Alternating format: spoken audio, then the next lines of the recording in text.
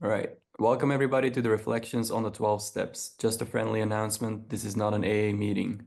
This is just one member's view on the exact nature of the wrong, as described on page 64 of the Big Book, and the solutions contained within. This is not an all-share meeting, though shares there will be, but actually a question and answer meeting with Paul. I have a reading for today from page 84 in the Big Book. 84. Yep.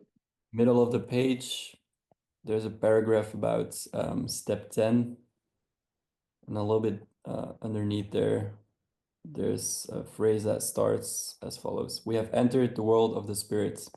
Our next function is to grow in understanding and effectiveness. This is not an overnight matter. It should continue for our lifetime. Continue to watch for selfishness, dishonesty, resentment, and fear. When these crop up, we ask God at once to remove them. We discuss them with someone immediately and make amends quickly if we have harmed anyone. Then we resolutely turn our thoughts to someone we can help. Love and tolerance of others is our code. There you go. Oh, all right. Well, thank you. Again, at this point, the solution has to adapt to the problem, literally. So the solution is a spiritual one, but it has to adapt to the problems of this material world, so to speak. So we have to try to change. There's suggestions of how to change behaviors and start getting into new habits by following the suggestions that have worked throughout the life of recovery. So this is step 10. And obviously, step 10 comes after step 9, and they just went through all the promises in step 9. And then step 10 is just to continue to take inventory. And the way I look at it is really to see how self defeats you. Literally, I don't believe I'm looking for my character defects. I don't believe they're mine.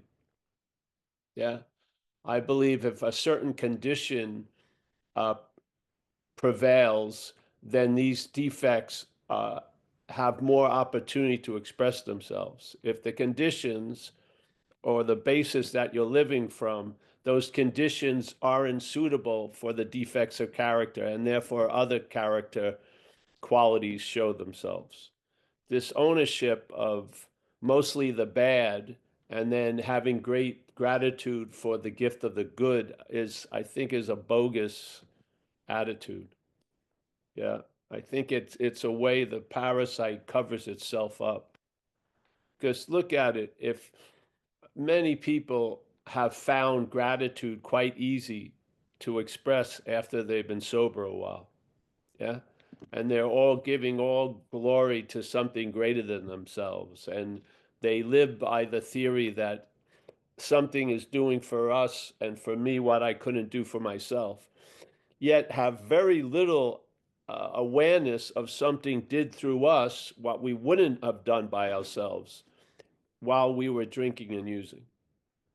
I don't see that as a quirk or a weird phenomena. I think that as a manufactured ignorance in a way. Yeah. I humbly believe the head uh, begrudgingly starts giving credit and gratitude to some power, but very rarely owns what it's done as a lower power. Yeah. And basically, you get left holding the bag, don't you? Literally, it's sort of like meeting a car in a prison and asking them what happened. Well, I was used to drive to a lot of banks and then they stole the money. Now all the one who stole the money from the bank is free, but the car is in prison. Yeah, I see it as like that, truly. I believe one of the biggest statements of how things actually go under the influence of the lower power is the word driven. Yeah, so we're driven, we're compelled, decisions are made based on self, which means they're not your decisions, yes? They're not your decisions. Something makes a decision, and that decision's based on self, and we are not self. They say it very clearly on page 64. self is the defeater, us is the defeated.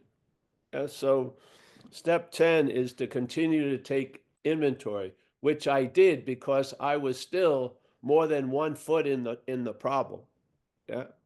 So basically, I was taking everything day to day, sometimes just hour to hour, until there was a strength that got produced by following the suggestions and the protection of the we, like in Africa and stuff, when a lion attacks, they usually single out a sick wildebeest or something like that, something that's limping or anything, because it's easier to take down. So the we protects us quite a lot. And a lot of people are going to garner protection today by going to a community event.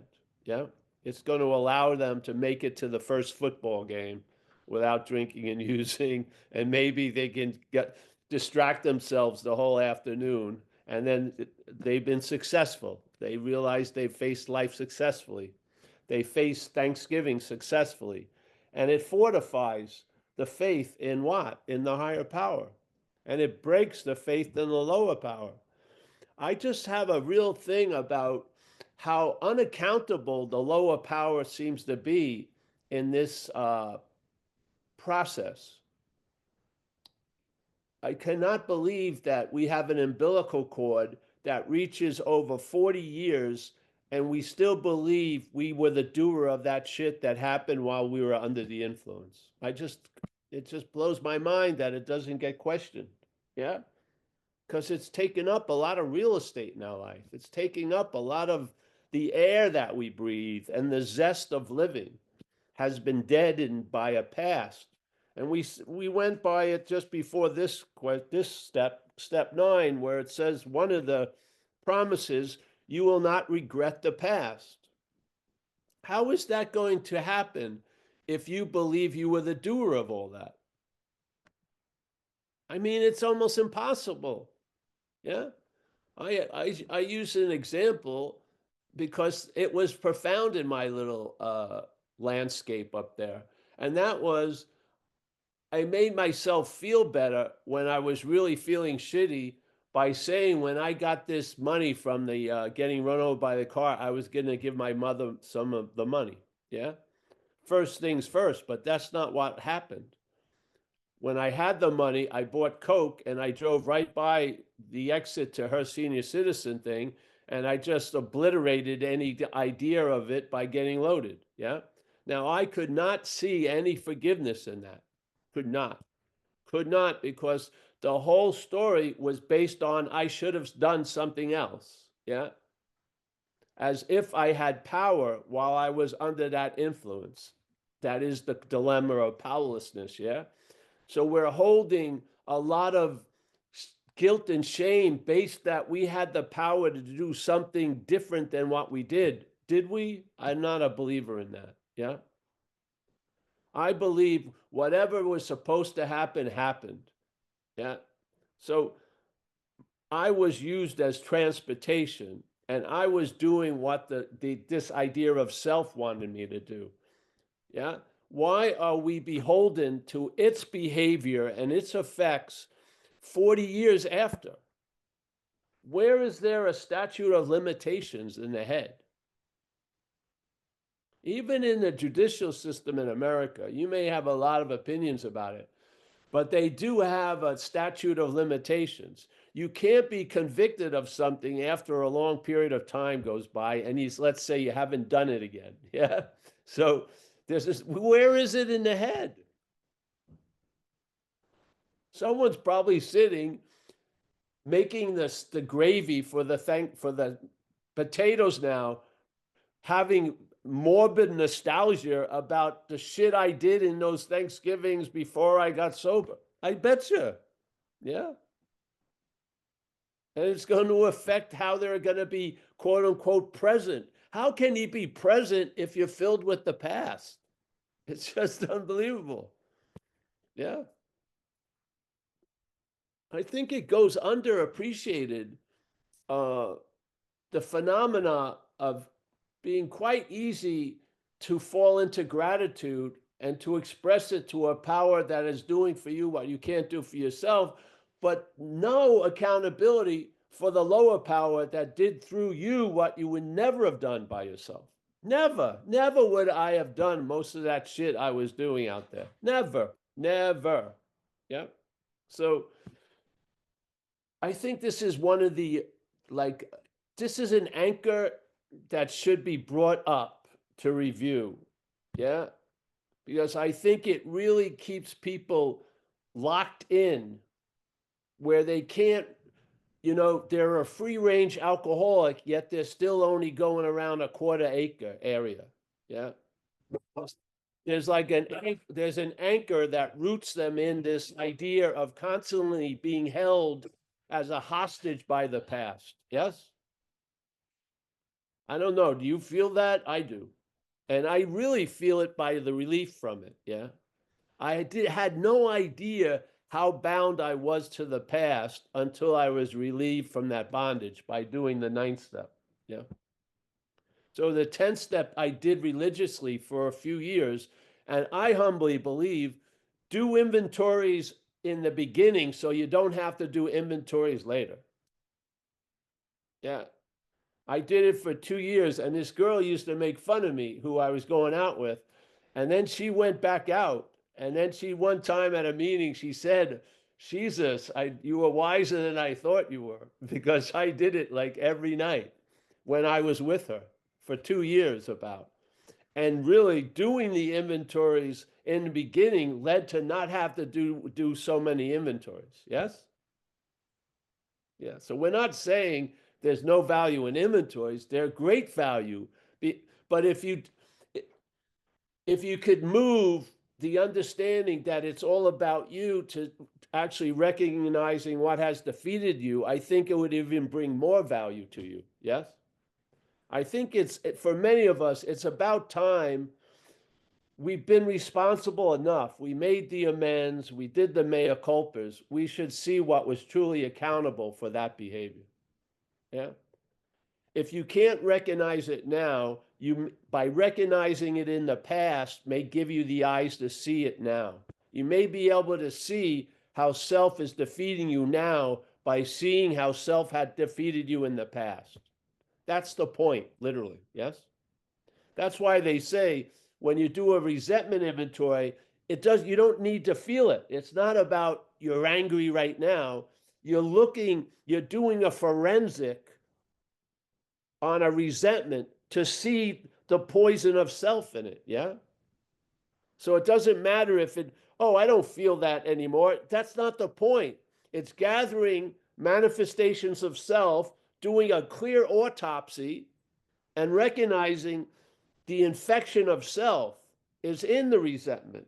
It's the infection in self is in the fear that you seem to live in all day. And you really start seeing that it's mental anxiety that makes that bed that you lay down in fear. Yeah. And then you recognize, I'm moved to walk on other people's shoes because I don't see that one principle of Christianity, do unto your brother as you would have done unto yourself. Yeah. You're basically walking over people. Yeah. So instead of pinning that on you, you see that it was motivated by self. Yes. That's the freedom from the bondage of self. Do you just want to have temporary relief from the bondage of self, but continue to be bound to self? Or would you like to have freedom from the bondage of self? If you don't drink today and you're in really good habits, you may be free from the bondage of self. You're not having an outbreak of resentment or fear, but there's a bondage of self in place. Yeah. So that free range, the range is very small still. Yeah. You can enjoy peace of mind if you're in the right setting and you haven't done anything bad and da da da, and you've made a culprit all day and you've da da. No, enjoying peace of mind is more available than you expect or imagine. You don't have to earn it. That's the chord of that which is playing God. This is not a meritocracy. Yeah.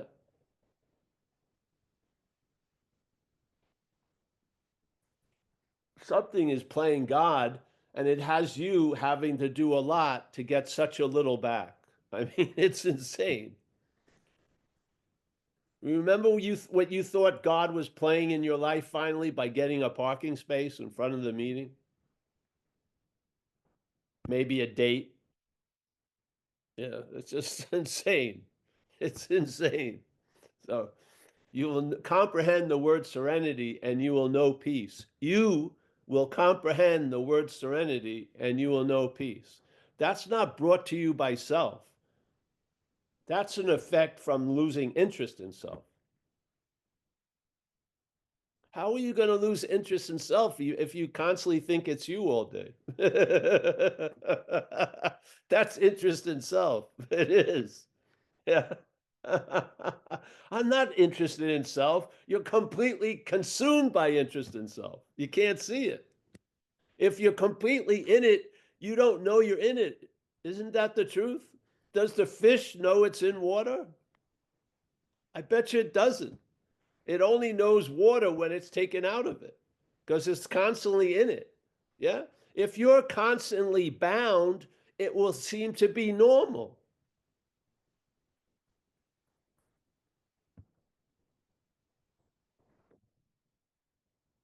Life, the freedom was long ago when I was a kid. Yes. Yeah. Well, so yes, we continue to take inventory. I think, why do we watch for selfishness? So we can take it to step 6 and 7, really, and see it's not us. We are not selfish. We can be selfish, but we are not selfish. That is not our nature. Yeah. It's not our nature. It's another nature. Yeah. When it goes to an extreme. As it says, any life run on self will can hardly be a success. Doesn't that, don't you feel that there, in other words, there could be some other will that could be driving you that would be successful? So any life run on self will, it doesn't say your will. Yeah. It's not saying God's will. It's specifically naming what will our life is based on, and it says self. Yeah. And on page 64, it says self is what has defeated us. So when it's self, any life run on self's will is not any life run on our will. Yeah. Unless our will has been taken over by self. Yeah. Yeah. So I just harp on it because I don't know.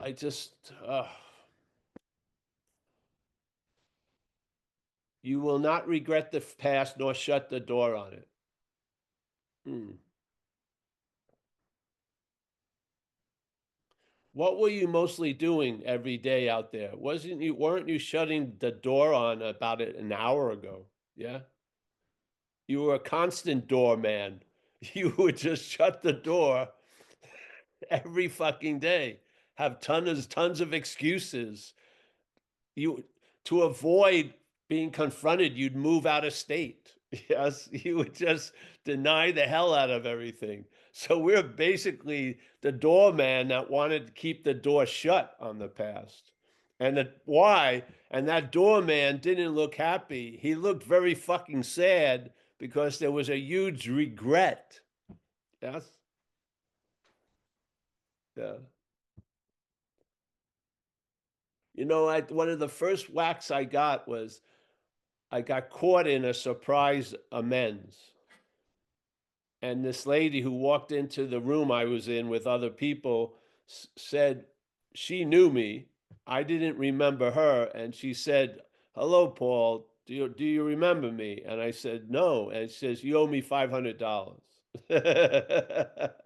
Now, you would think I would have regretted and felt guilt or shame, but I didn't because I had gotten the idea of it is a disease.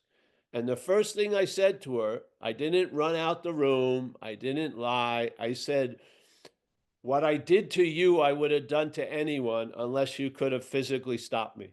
It was the most honest thing I said. Yeah. And then I wrote her a check, not for the whole amount. And every check I sent her, I wrote, "You're only getting this because I'm in recovery." So give credit where credit was due, which is recovery. Yeah. But that feeling of guilt and shame or wanting to take flight or trying to deny something, I had some space in there because I got the idea that this could be a disease that I suffered from. Yeah. And that was the beginning, really, of the freedom from the bondage of self.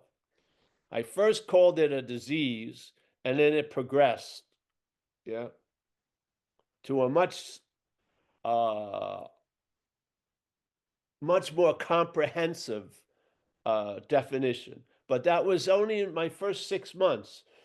And it was such a demonstration because that's if I knew that situation was coming, I would have fucking avoided it as best I could. Yeah. No fucking way. I would have sat around and waited for it. Yeah. But because when it hit me and I didn't have the self reaction, I had the recovered reaction. And I just told the truth exactly as succinctly as I knew it at that moment. It was so sublime. It was so beautiful. And that was just the beginning. Like it says in our book, this power is going to constantly reveal stuff to you. It was starting to be revealed that I was not self. Yeah. That was incredible, literally incredible. And it went further and further until about the 6th or 7th year of sobriety that it really dawned on me that self was a foreign installment, yeah, or a parasitical movement. And then at that point, the possibility of being free from it became truly available. Yeah. The first 6 years was still trying to be free as self. Yeah, it was. And then I found a new freedom, like they said. I found a new freedom and a new happiness, and it was from self, not for self, or through self, or by self. Yeah, it was from it, and that hasn't changed ever since. After 7 years, so 29 years after that of continuous sobriety, I have not had a new solution to that. Yeah, it's been the last answer, and recovery allowed me to get to the last answer. It did. Yeah. And self is what has defeated us, to me, is the answer. Yeah. And the beautiful possibility of freedom from it is you're not it. Yeah. And if you want to see what it looks like as self trying to get out of self, it was described in the early community. Self can't get out of self. So good luck. Yeah, every time it tries, it's never going to get that. It will just try a new vehicle to get out of itself. And you finally realize it's not the vehicle, it's the driver.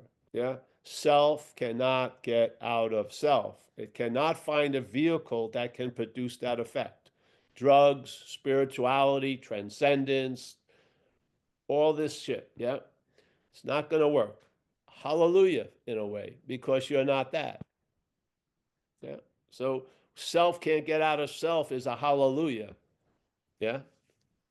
It really is. Because what you thought was going to be a monumental task isn't. It really isn't a monumental task. Denying it is a monumental task, literally. Trying to be at free as self is a monumental task. It's a monumental one because you can't sustain it. You may get some relief, but the irritation and the agitation will rise again. You cannot fucking smother it. Yeah. It you'll maybe enjoy a half an hour of peace and then it will say, "Will I have peace tomorrow?" And then the agitation ensues. Yes. You can't fucking get a good rest in this fucking with self as a bed. It's agitated. It's like those 25-cent massage beds they'd have in those old motels where you put a quarter in and it just shakes. It's not a very therapeutic thing. It was just shake the bed. It was that's the nature of the head. It's agitated. It's agitated. In Hinduism, they talk about meditation as a monkey on a pole. And so you use the breath, and so the monkey goes inhale, exhale, and you just have it run up and down the pole to do what? To allow you to have peace. Yeah, because the monkey is a monkey. It's agitated. You don't see monkeys sitting in a meditation pose usually. They're very agitated, picking, grabbing, da, da, da. Yes, this is the head. Yeah. This is the head. So uh there's peace from that. There's peace from agitation. I don't see agitation attaining peace. I don't. I do not believe that. But there can be peace from that which is agitated. Yes. Because we are not that which is agitated. We aren't. Yeah. You're so beyond and before it, it's amazing. It's it's just like a pimple that has a megaphone. Yeah, it's like a blackhead that's ready to burst that has a megaphone, and it's yapping all fucking day about its light. What it's blaming the face that it's appearing on. I'm only this pimple because of the face. Your face. Yes, it's like insane. So there's a solution. It's a readily available. Maybe you can work on an understanding. What is your understanding of the problem and what is your understanding of the solution? Do you think that they have something to do with each other, or is the solution completely a different nature than the nature of the problem? Like they said, you can't find a solution to a problem from the system that produced the problem. It doesn't work that way. That's why they called it a spiritual solution. Yeah, because the problem is definitely mental. So they gave it a name called the spiritual solution. Yeah. Uh, have you ever seen a self, a spiritual self? They usually have long hair, maybe yoga outfit or robes. They speak in a monotone, probably blue eyes, a loving gaze. They speak very slowly, usually wear Birkenstocks or sandals. This is what the head does. It makes up an image. It's just like we have Jesus Christ as a left coast surfer, like a California surfer.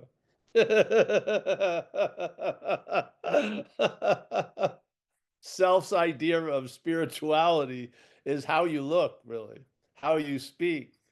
Do you have a loving gaze? It's all about a thing. Yeah, yeah. So there was a guy. Did you ever see this? It was on Netflix. A guy from Indian descent, Indian, East Indian descent, decided to grow his hair long, and he's going to play the role of a guru. He was like a corporate stock person. I mean, I think he worked in Wall Street, but he just started to, get some sayings and this and that, and he started to collect a following. Yeah, and the following, the joke got a little too serious, and he wanted out, and they wouldn't let him to basically leave. They thought he was joking, fucking with them by going, I'm not. No, he was telling the truth, but they believed there was another test they had to go through. This is how insane it is. Yeah. uh, all right. Well, happy Thanksgiving. There is a solution. Carve that motherfucker. There is a solution. Take all the stuffing out of it. Yeah. Yeah. Whatever. All right. Anyone? Thank you for showing up. Nice to see everybody. Uh, There's no hands up so far. It's a small crowd, small Thanksgiving crowd. it's yes. Well, in this case, a lot of people need uh, they need the action figure solution today. They just got to stay out of their own way, stay busy, have about 3 helpings of turkey and stuff. Hmm.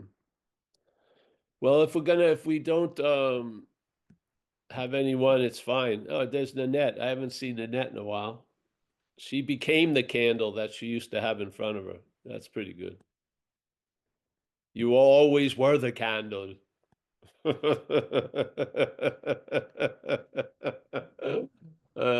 I would love to have a day of people that have been at the Zoom over the years dropping in. I've seen so many people that have moved on, which is great, actually, hopefully. And Nanette, it's nice to see her, and Walter, and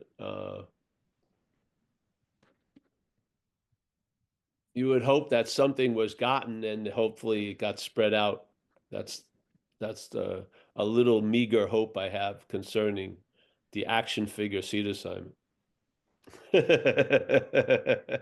Martin and all these people, you know, hopefully someone finds it on Zoom and it opens up a new door.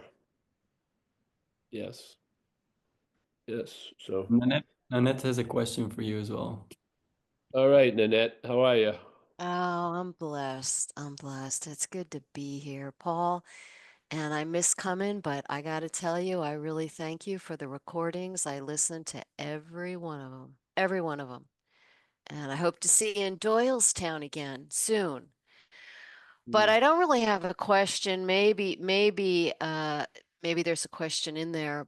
But the freedom and just the vibration and the power of seeing that you're not that, I'm not that, I'm not that. And when I work with sponsees, uh that's one of the things that I'm inspired to give away, and that the spirit really comes through you with this message, super crisp. I mean, it's just so crisp. It gets downloaded. And this idea that when they come in and the guilt and the shame, and it gets reinforced the second you say my resentment, my character defects, and that association just keeps the error going, makes the error real.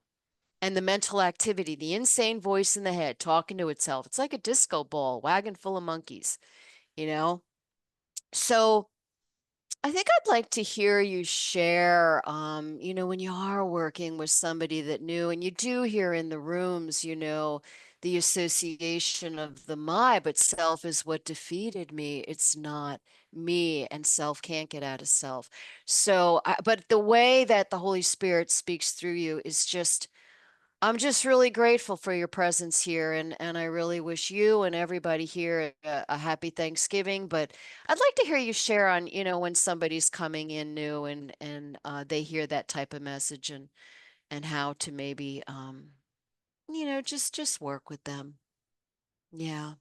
Yes, Nanette. Well, of course, when they're new, you're not probably going to get to that. You're just going to try to get the externals down. Yeah, because the idea of a habit is an action without thought. And that's very important for us because the problem resides in the thoughts. Yes. So we want to get into the habit of being sober. And so that usually starts with the externals before the internal, literally. Yeah. So we're in the land of the problem and we do as the problem does. So that means, you got to show up, get the idea of a commitment for the person. Yep. Have them work towards being 6 months sober and then doing hospital and institutions, getting a sponsor, the sponsee themselves, all this stuff, but getting them into the habit of doing what we do to keep us sober a day at a time in this physical world. Yeah. And then you don't bring out any other book but the big book, and you show them in the big book the description of the exact nature of the wrong sooner or later. And you start letting them feel the power of that word my, and how much of the old habit is still reinforcing the old condition. Yeah. So the idea that I did it was like the landing pad for all the crimes, and then extends the sentencing that you have to live through. Yeah. So this stuff gets pointed out, but first you want to get established in the activity of being sober physically, and yeah, here. And hopefully their idea of service will become, they'll notice that it's incredibly valuable to be of service. It's not a chore and stuff like that. So that's what I would do probably with someone new, because right there, they're just having trouble, not drowning. Yeah. So I'm not going to talk about the depths of the ocean too much. I'm going to give them fucking a life preserver, I'd hope. So yeah, yeah. But then uh, I don't believe, I think sometimes hearing it, uh, the person themselves don't have to know they're hearing it. Yeah, I think just singing the singing the message hits a chord in people, and their head activity may not even notice it, but it's sort of like uh, putting a seed in there, and then I'm not going to stand around and watch and try to cheerlead it to grow. I have faith in it. So I have faith that there's a knowing in all of us that has to be discovered. It doesn't get acquired. Yeah, it's just sitting there. You know that you're fucked. Yeah, you do. There's a lot of stuff there, and basically, uh, I believe what a person's, where the person is, it speaks louder than what they say. So if there's been a relief, and that relief came with a reverse engineering of the problem, yeah, I believe that has oomph in and of itself. Yeah, and I have great faith in that. Yeah, I do. So sometimes quickly, sometimes slowly, the unsuspected inner resource will be discovered or revealed. Yeah. And so for that time to be allowed to be how long or how short, you need to be in the habit of being sober. Yeah. Because if you're fucking around, the plane isn't going to land. Why would it? Yeah. Why would it? Yeah. So there are some requirements on our end. And for most of us, it's just being sober opens up the door to a lot of other possibilities. So yeah. So like today, I'm going to be there at this Thanksgiving, and it's the turkey doing the work. Yeah. It's the cleaning up after the thing doing the work. Yeah. Because uh, there's a lot, the action figure is of a world, yeah, of thingness. Yeah. Spirit is not of this world. It's in this world, but it's not of this world. And you need to recognize where the in is more dominant than the of. And don't throw pearls before swine, as supposedly Jesus said. Yeah, just fucking pass another dish for the person to wash and shit like that. And if someone needs a ride, you give them a ride home. Yes, and then yeah, stuff like that. So I don't have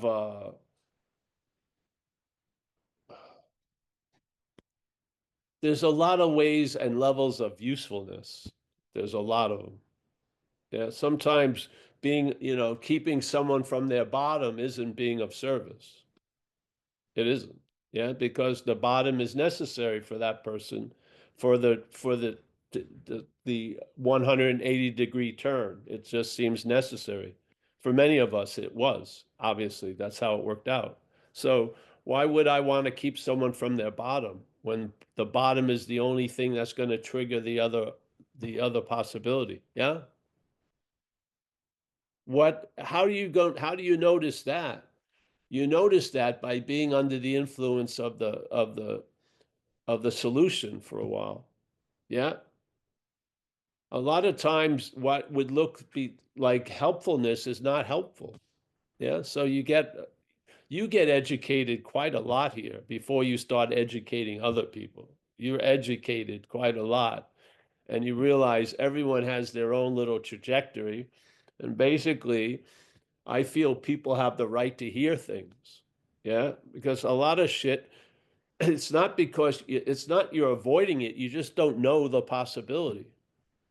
And I believe AA is big enough umbrella for other possibilities to be introduced to AA, not taken as a threat to AA. Yes. Yeah, especially if they're rooted in the big book of recovery. Says it right there. Self is what has defeated us. Yeah. It's just simple. Self must not be us. Yeah. Yeah. So if it's not us and it's defeating us, part of it's defeating us is we're taking it to be us. That's its carte blanche. Uh, that's its invitation to defeat us. Yeah. We're calling it us. Yeah. Yeah. A parasite with that dinner with an open door and a fucking cushioned seat is going to sit down and eat. Yeah. And if you keep feeding it, it's going to stay. So the program to me changes the Petri dish that we are. Yeah. Some of the parasitical movements flourish in a certain Petri dish. Yeah. Extreme self-centeredness, huge. Yes. Everything's all about me, huge. All that. AA and the program changes the acidity or the alkalineness of the Petri dish. Yeah. So that which used to be home to certain conditions now are not beneficial to those conditions. Yes. So basically, a lot of what we're doing here is allowing this program or the higher power through the program to change the acidity level or alkaline level so that we get into more of a balance, yeah, where gratitude can thrive, where service can thrive, where enjoying peace of mind is readily available. By knowing serenity and understanding peace is a given, yes? Or like that. That needs a certain condition, and we have been living in a really acidic condition, and that needs to be changed. And it may need to be changed like thimble by thimble. Yeah. Yes. So, like it says, this is going to be a lifetime thing in a way for some people. Yes. Yeah. So, yes. So I don't really have an idea of how to work with someone until I meet them, and then shit downloads and I go that way. Yeah. Yeah. I don't have any rote thing. I do. Except for the basic suggestions, get a commitment, go to the meetings. Yes. Yeah. Commitment, I think, is hugely important. Hugely. And then some people, you may advise them not to share and listen more. And some people you want them to share because they're in a cocoon of terminal uniqueness, and it would be nice to have that revealed to others. Yes. So you don't know.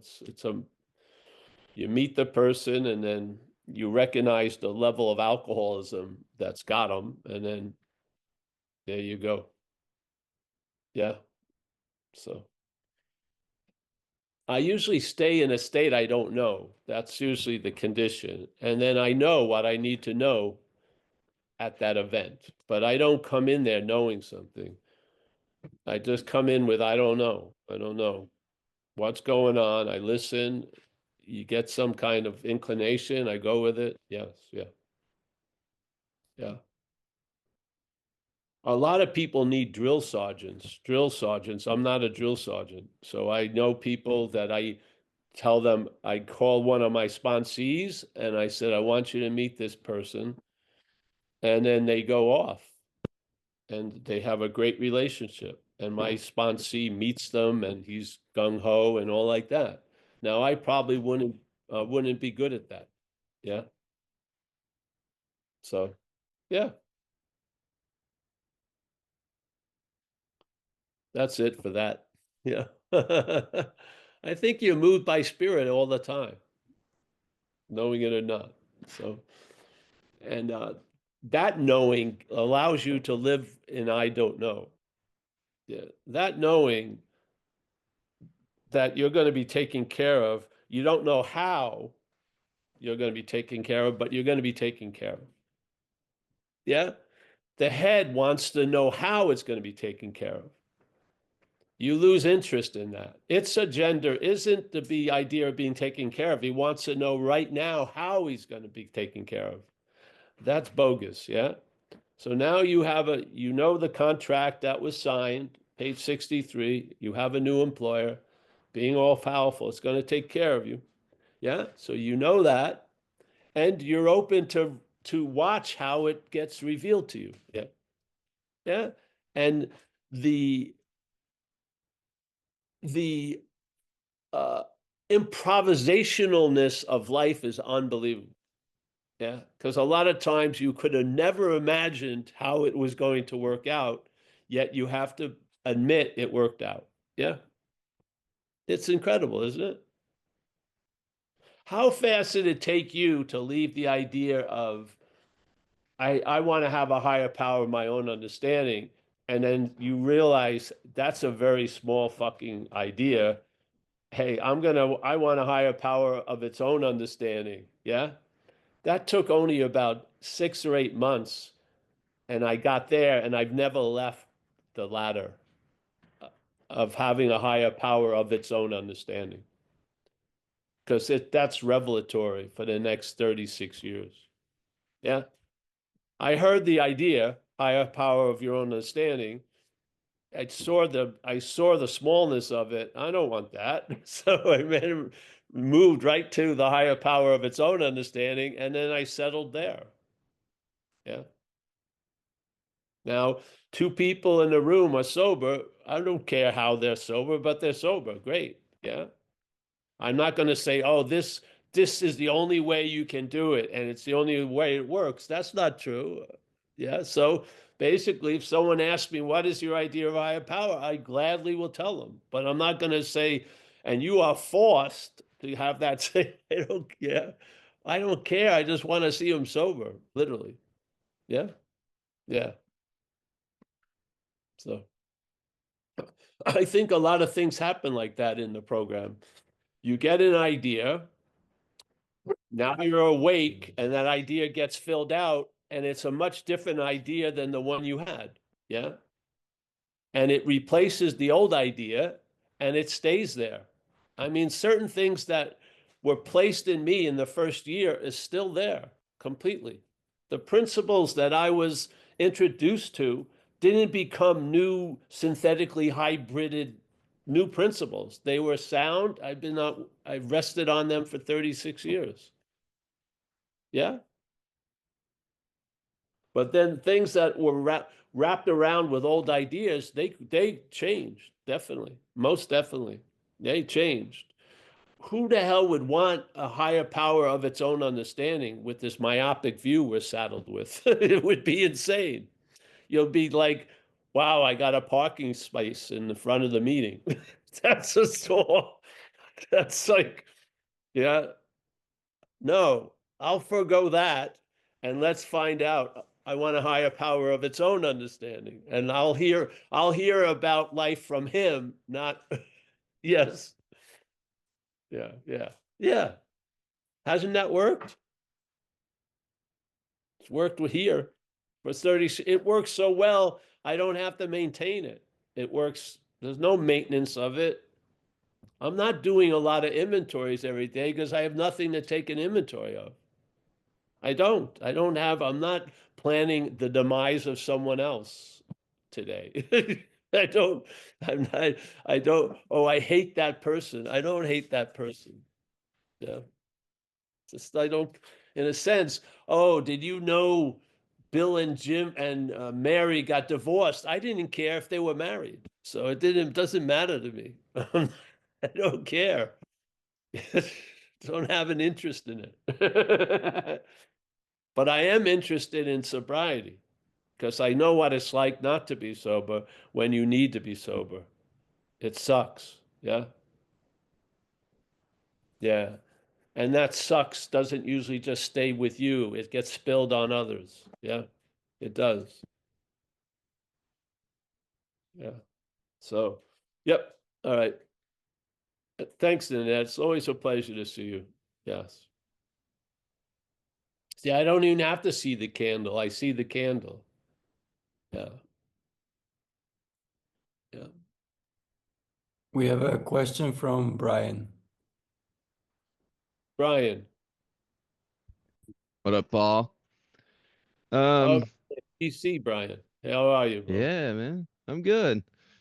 I got a bit of a Paul Force ghost in my head, and every now and again, when things really go haywire and they're overwhelming or thoughts come in like crazy, it just says some shit like "render unto Caesar, motherfucker" or something. It lightens the mood. Hmm. Yeah, I don't know. Comes out Yeah. of nowhere, and a power definitely comes in and takes care. That's not what's happening now. So what's happening now for me is I'm going to like different meetings, and one of them is like a Course in Miracles therapy group. Um Other ones are like non-duality groups, whatever. And the sense is that in some of the groups, like I'm going like out of guilt. Like, okay, if I go to this meeting, I'm going to see something about myself, and like there must be something there. And if I don't want to go, it must be because there's something there that I have to see in the shadow or some shit. It keeps me like addicted to like it. I don't know what's going on. There's a game going on here, and I'm not privy to its agenda. So I'm Hmm. wondering if you're privy to its agenda and you're able to see like why the fuck, yeah, I'm doing this repeated pattern and going to these meetings, and then I end up blaming them. Yeah, I don't even want to go into it. Whatever. Yeah. Yeah. That's what So I what got. do you feel? Should you go to less of those meetings? Well, yeah, just fuck off. I Well, mean, like that's what I've been doing. It's you're been loving giving and all the peaceful. meaning it has, the meaning, so the meeting can be helpful or not. By failing, it's helpful. By making you feel a little bit better when you need to feel a little better because the habit is to feel bad, then that's working. So I see value because you're there. So if you're there, there's value. Yeah. Now, if that value has been compromised and is being used for something else, then maybe it's just, you don't have to go, I'm never going to go to the meeting. Just maybe you don't go to 13 of them. Just go to 11, let's say. Yeah. And maybe go out and do something for someone else the other 2 hours. Mm, Yeah. Yeah. mm, There's a point where you get fed and then you start helping other people to be fed, whatever that means. It means maybe yeah. passing a drumstick on Thanksgiving to someone who is is going to go back to a refrigerator box that night to sleep. So yeah. Yeah. So Yeah. I Yeah. can't say it's not a black or white thing. I think Mm, for some people, going to those meetings would be great. For some other people, they've gone to too many of them. They need to do something else. Yes, I don't know. You'll yeah. have to find out. So either let it Yeah. play out more and you'll be more sure, or take a leap and do something else. You can't go wrong uh, either way, actually. Yeah. mm, Yeah, because you are what you're looking for. mm, yeah. Yeah. It doesn't say you are only what you're looking for when it's looking for things the correct way. It doesn't say that. It says you are what you're looking for. So although looking for it, we learn, that would be nice to drop looking for it that way, or I should, Yeah. basically, you are what you're looking for. So all these methods Mm, you're using to look for it, there's mm, there's always value in everything. Yeah. You do something too much, it tells you, hey, you need to do something else. So there's always value. Yeah. Yeah. mm. Yeah. Yeah, it's But always changing.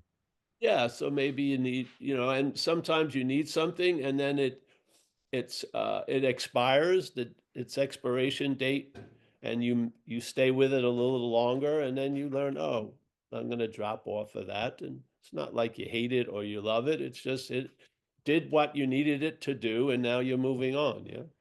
Hmm. Yeah. Yeah. Yeah. Yeah. That's what I would check out. But and if you recognize a pattern, bring that to step 6 and 7 if you're doing it the AA way. Yeah. I said there's a pattern in going to these things about you're trying to allay some of the guilt you feel from what you did or whatever. Yes? Yeah. Everyone's in the beginning of recovery. They feel like they've done a lot of bad things and they're trying to counteract that by doing good things. Yeah? Yeah. There is a necessary sense of self-esteem that some of us need. So you're in the world Hmm. of the problem, the solution is going to look like it's about the problem. It is. Hmm. Yeah. And Yeah. those things need to be taken care of, and you outgrow a lot of that stuff. See Yeah. here, there's a solution. The only way the solution can be welcomed is as the problem. Yeah. We're so knee deep in it. Yes. And then Right. we start having a solution from the solution. Right now, we're having a solution and we're applying it as a problem to the problem. Yes. So that means you got to write this, do that, go there. After a while, the solution is going to be of the solution. So Right. things are going to happen with no thought or effort on your part. It's just going to be, the problem will not exist for you. You'll be placed in a Hmm. position of neutrality. Those are effects of the solution from the solution. Yeah. Many of us are getting a download of the solution through the problem. Yeah. There's a lot more problem in the solution than the solution. Yeah. So this is what happens. And that gets weeded out and Hmm. worked out. And then Yeah. you start getting a basic menu of solution from the solution. Hmm. You can tell the difference after you've been fed the solution from the solution for a while. You can. And your relevance and your doing and your erasing and you are adding become almost irrelevant at that point. So now the solution is informing you of the solution Hmm. from the solution, not having it translate of how it works as with the problem. Yeah. Yeah. Now the problem has been solved. It doesn't exist for you. So now the solution is fucking full on. Yeah. But while the problem exists as you, the solution gets blended into the way of the problem. You got to stop doing things. You got to write Hmm. every night. All this stuff. Yeah. Hmm. Hmm. Until the problem is subdued, and now you're moving to a realm of the solution from the solution, which is Hmm. described like on page 84. The problem will not exist for you anymore because it doesn't exist as you anymore, really. Yeah. Hmm. You'll be placed in a position of neutrality. You will cease fighting everyone and anything. Those are not solutions of the problem. They're solutions from the solution. Yeah. And the Hmm. book is really a movement from solutions mixed with problem to solution from the solution. It is. Yeah. And so we get into the habit of being sober, which is the level of the problem. And now we're having a Hmm. solution from the solution. Hmm. Quite different. Hmm. It may be very disarming. It may not ask anything from you. Yeah. You may be perfect exactly where you're sitting and what you're doing. Yeah. You're in it's a different ball game.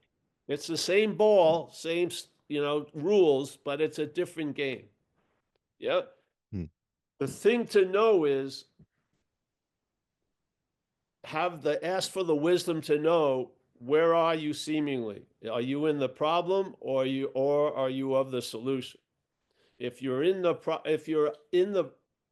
of the problem at that moment, go to a meeting. Take action. Yes.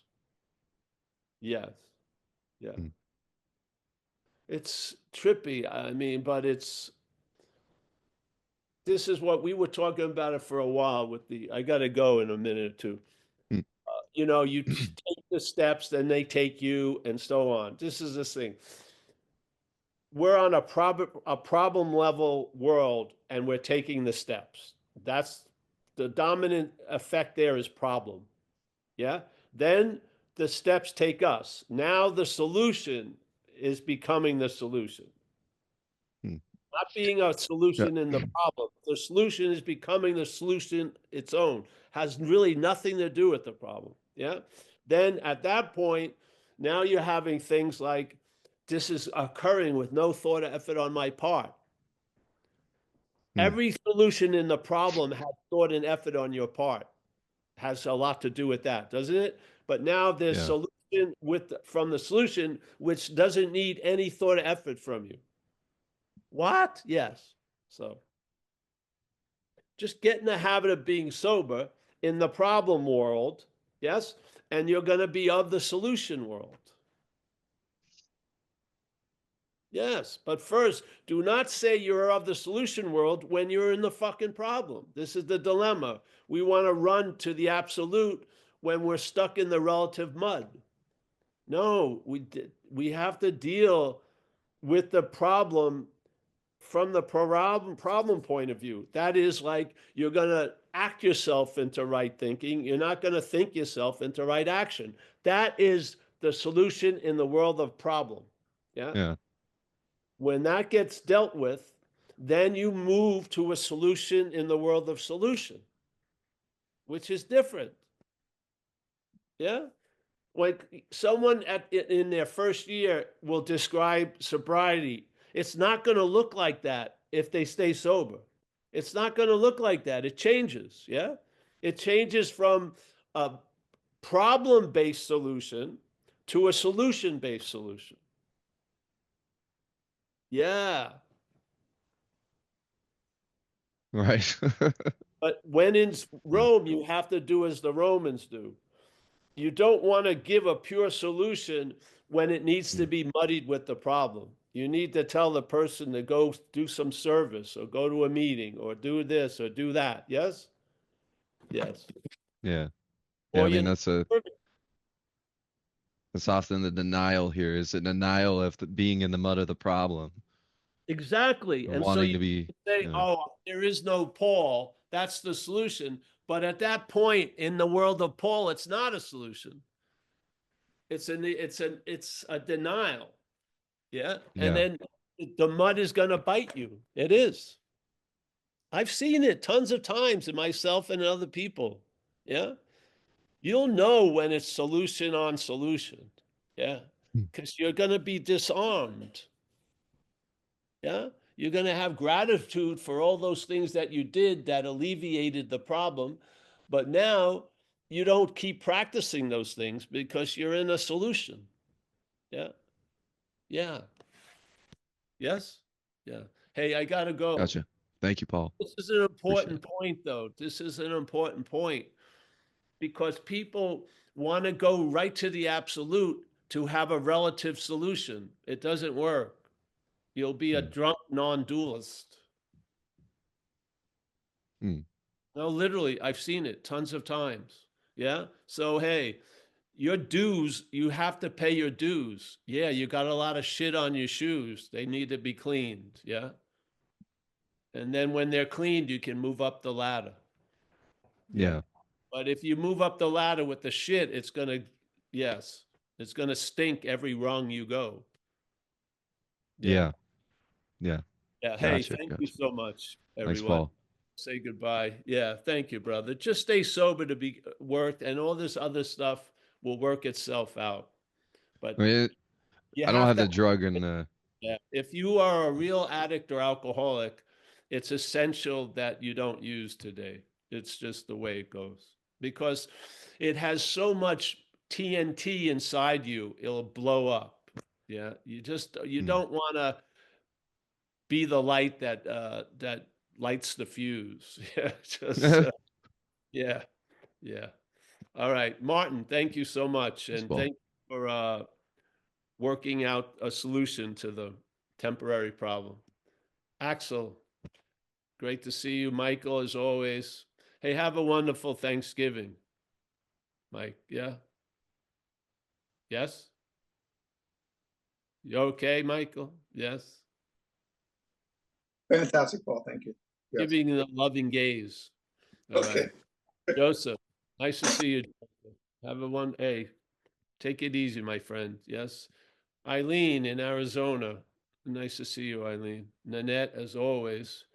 Chris in Olympia, Washington. My friend, the Lebowski. Yep. Rick Rowe, Toronto. Angela, Simi Valley. Nice to see you, Angela. Walter, my friend in the Netherlands. Axel, I think I have everyone. Thanks so much. Really a pleasure to just share the possibility here. All right. Bye-bye.